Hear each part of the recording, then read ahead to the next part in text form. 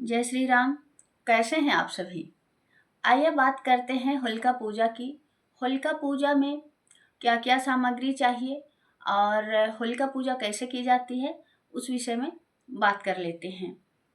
पूजा की थाली, हल्दी, कुमकुम, अक्षत, अबीर, गुलाल, फूल, फल, माला, गंगा जल से भरा कलश, गंगा जल, घी का दीपक, कपूर, धूप, नारियल, नारियल का सूखा गोला, मौली अथवा कलावा, जनेऊ, उपले, बड़कुल्ले की मालाएं, गोबर की ढाल, शक्कर की माला, गुड़, सप्तधान्य की बालियां, गेहूं, उड़द, मूंग, चना, जौ, चावल, मसूर, भोग, गुजिया या चंद्रकला, पंडित जी को देने के लिए दक्षिणा।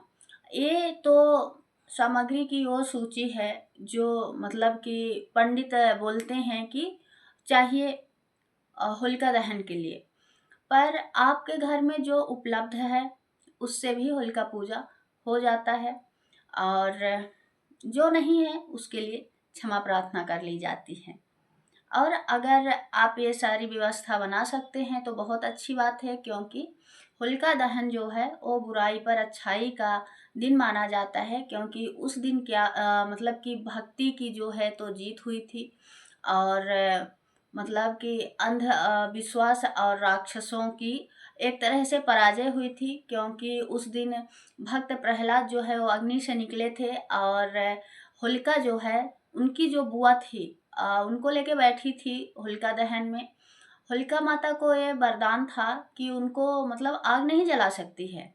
उसी वरदान का उन्होंने दुरुपयोग किया था, जिस वजह से होलिका तो उसी चिता में जल के भस्म हो गई। पर प्रहलाद जो है वो सकुशल उस चिता से निकल आए थे। तो एक तरह से जैसे हम विजयदशमी का त्योहार मनाते हैं, बुराई पर अच्छाई की विजय हुई थी, उसी तरह आज जो है तो एक भक्त की जो है तो जीत हुई थी, उसके विश्वास और उसके भरोसे की जीत हुई थी। और आइए देखते हैं होलिका दहन में क्या क्या तैयारियां की जाती हैं।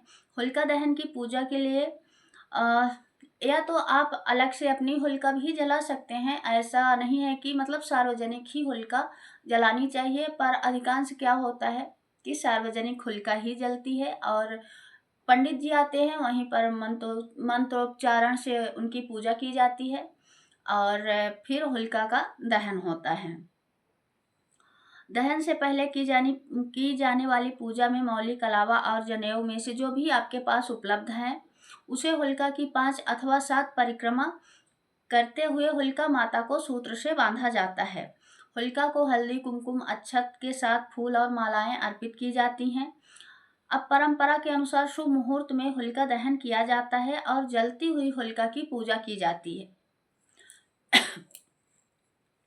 होलिका दहन की पूजा में सबसे पहले होलिका के पास घी का एक दीपक प्रज्वलित करें। अब कुमकुम, हल्दी, अक्षत आदि एक एक कर होलिका को अर्पित करें। इसके बाद होलिका पर अबीर गुलाल चढ़ाएं। इसके पश्चात जलती हुई होलिका माता को फूल चढ़ाएं। अब गाय के गोबर से बने खिलौने, जिसे क्षेत्रीय भाषा में बड़कुल्ले भी कहे जाते हैं, की 4 मालाएं होलिका माता को पहनाएं। इन 4 मालाओं में से पहली माला आपके पितरों के नाम की होती है, दूसरी माला हनुमान जी को समर्पित होती है, तीसरी माला शीतला माता के नाम की होती है और चौथी माला आपके कुटुंब के नाम से चढ़ाई जाती है। इसके बाद शक्कर की माला भी होलिका माता को अर्पित करें। यदि शक्कर की माला ना उपलब्ध हो सके तो होलिका माता को गुड़ अवश्य अर्पित करना चाहिए। आप होलिका की 5 अथवा 7 परिक्रमा करते हुए जल कलश से होलिका के बाहर एक घेरा बनाते हुए जल अर्पित करें। इसके बाद होलिका के पास कपूर और धूप जलाएं। अपने घर में बना हुआ भोग भी दक्षिणा के साथ होलिका माता को चढ़ाएं। कुछ लोग श्रीफल अर्थात नारियल को होलिका की अग्नि में डाल देते हैं, जबकि कुछ लोग नारियल को तोड़कर वहीं पर प्रसाद के रूप में सबको वितरण कर देते हैं। अब भगवान विष्णु का स्मरण करते हुए जो है तो होलिका माता की आप परिक्रमा कीजिए। उसके बाद सभी देवताओं को नमन करते हुए पूजा में हुई किसी भी तरह की त्रुटि के लिए क्षमा याचना करें। पूजा के समापन के रूप में सब में प्रसाद बांटें और रंग गुलाल लगाएं। इसके बाद अपने अपने घर को प्रस्थान करना चाहिए। जय श्री राम एंड हैप्पी होली।